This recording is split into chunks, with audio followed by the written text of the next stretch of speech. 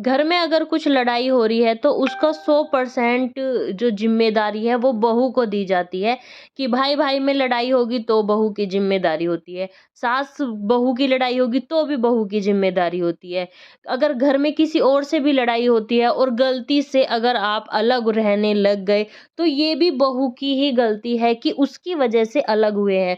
तो मैं आपसे ये पूछना चाहती हूँ कि अगर एक पति-पत्नी बुढ़ापे में या जवानी में या बच्चे होते हैं तब एक पति पत्नी एक दूसरे का साथ देते हैं और किसी को कोई मतलब ही नहीं होता।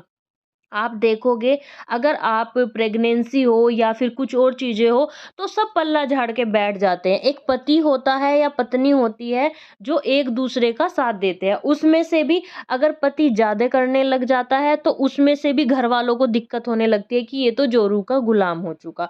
लेकिन ये चीज़ें बाद में बुढ़ापे में कहाँ चली जाती है जब पत्नी खुद बीमार रहती है और अपने पति का सहारा बनकर उसके साथ खड़ी रहती है कि नहीं, जो भी होगा वो खुद सँभालेगी इस चीज़ को।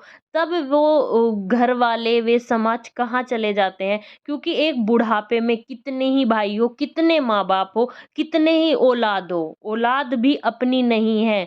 तो फिर कैसे अपने भाई-बहन, माँ-बाप अपने हो सकते हैं? माँ-बाप भी उस साइड चलते हैं जहाँ उन्हें फ़ायदा होता है, जहाँ उन्हें ये लगता है कि हाँ, इस बच्चे से हमें फ़ायदा है, वो भी उसी की तरफ भागते हैं। अगर एक बेटे के पास पैसा है, दूसरे के पास पैसा नहीं है, तो माँ-बाप भी उस बच्चे के पास ही जाएँगे जिसके पास पैसा है। जिसके पास नहीं है, उसके पास कभी नहीं आते। फिर उम्मीद क्यों करते हैं कि पति और पत्नी एक-दूसरे से पति अपनी बात पत्नी की बात ना माने या फिर पत्नी अपने पति की बात ना माने। लेकिन इन सब में बुराई पत्नी को ही मिलती है कि इसकी वजह से ये सब हुआ है, इसकी वजह से ये नहीं होता। जो घर के कांड होते हैं ना, जो तुम अपने रंग दिखाते हो, उसकी वजह से होता है। हाँ, सब एक जैसे नहीं होते। कुछ लोग होते हैं जो अपनी पत्नी के कहने के बाद भी सिर्फ़ अपने माँ-बाप को ही देखते हैं कि बस मेरे माँ-बाप भी ठीक है, मेरे माँ-बाप भी बहुत अच्छे हैं, वे उनसे कोई गलती हो ही नहीं सकती। तो यहाँ पर सिर्फ़ पत्नी ही भुगतती है सारी ज़िंदगी, लेकिन बुढ़ापे में उस पति को भी पत्नी ही चाहिए होती है अपनी सेवा के लिए।